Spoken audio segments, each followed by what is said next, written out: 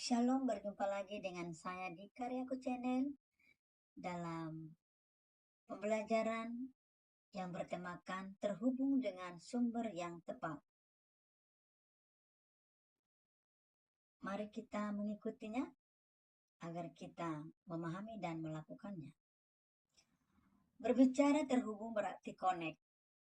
Nah, benda ini kita bisa lihat ya secara realita dalam fakta kehidupan kita. Jadi kalau kita membutuhkan penerang, berarti harus terkonek di satu sumber yang tepat dan benar. Contoh, lampu. Lampu ini bisa akan mengeluarkan cahaya jika terkonek kepada kontak yang benar. Ya, itu kehidupan yang realita yang harus kita butuhkan penerang dalam ruang lingkungan atau sesuatu tempat. Maka lampu ini bisa mengeluarkan cahaya kalau terkonekkan kepada sumber yang tepat. Nah, seperti juga yang lain, benda-benda yang lain seperti handphone. Ketika handphone kita lowbat, maka supaya mengalami daya atau sumbernya harus jelas, yaitu kepada kontak yang benar supaya terisi dia punya daya. Jadi mari kita menempatkan hidup kita ini kepada sumber yang tepat supaya kehidupan kita benar adanya. Maka kualitas hidupmu ditentukan oleh kualitas pergaulanmu.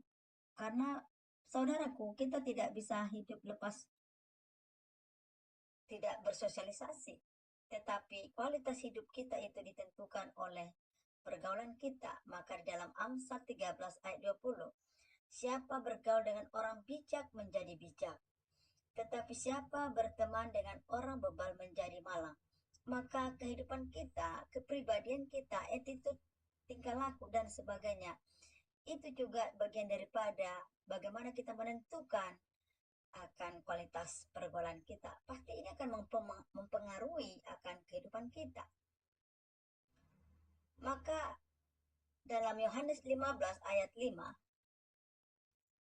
dikatakan demikian, akulah pokok anggur dan kamulah ranting-rantingnya. Barang siapa tinggal di dalamku dan aku di dalam dia, ia berbuah banyak.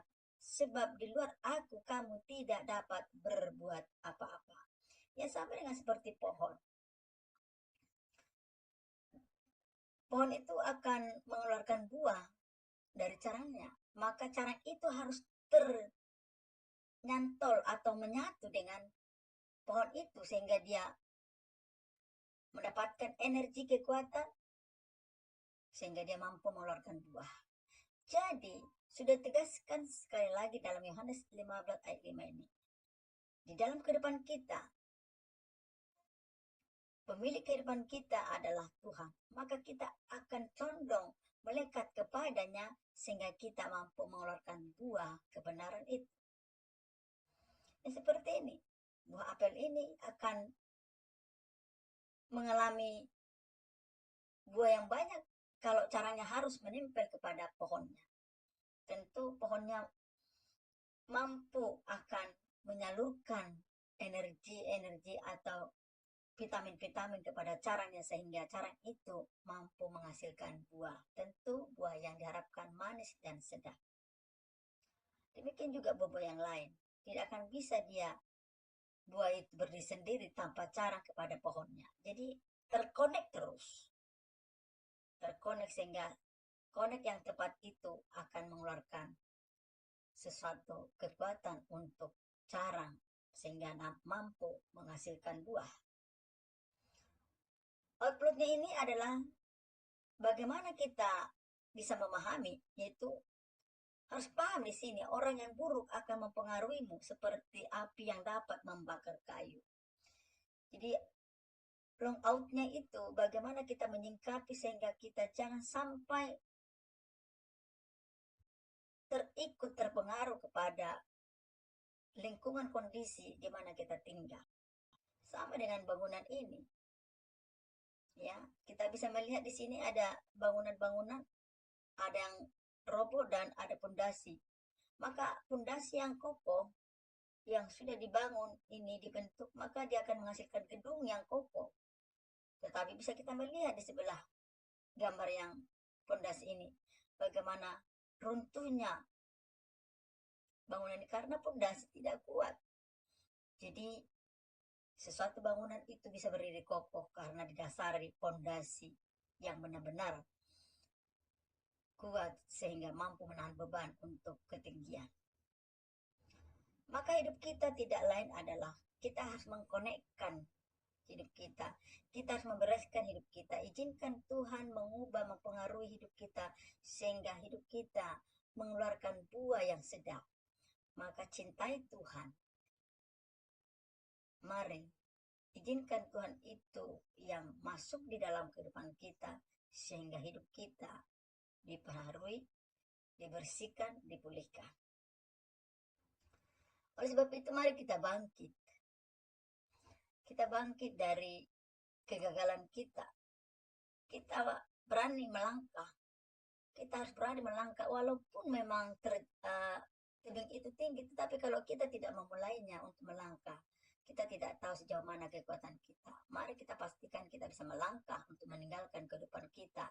Karena percaya ada kemenangan yang akan kita raih kalau kita mampu meninggalkan, mampu mengambil sikap untuk bisa keluar dari zona aman kita yang selama ini menurut kita itu adalah kenyamanan. Tetapi mari kita meninggalkannya supaya kita bisa meraih kemenangan. Dengan itu kita harus gigih, kita harus mengambil sikap, bertindak untuk meninggalkan itu, dan kita sandarkan hidup kita kepada Tuhan karena Dia sumber pemilik kehidupan kita. Kita harus berani melepaskan diri dari pergaulan yang salah.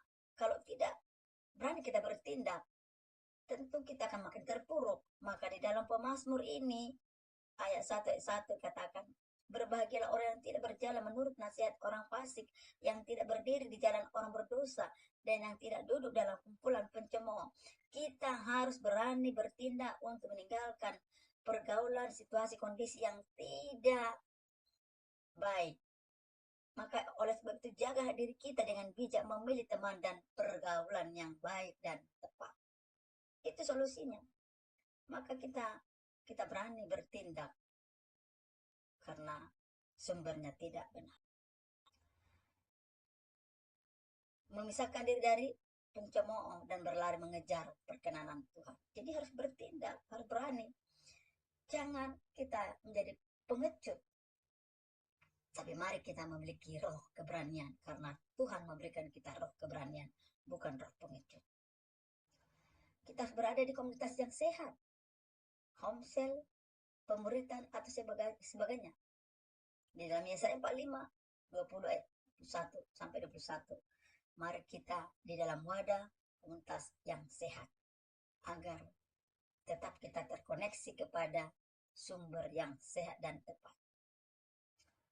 Maka hal ini cara-cara membangun relasi dengan Tuhan. Tentu banyak yang harus kita lakukan. Berdoa, membaca Alkitab, beribadah, menerapkan ajaran Kristus dalam sehari-hari, meneladani Yesus sebagai contoh kehidupan kita.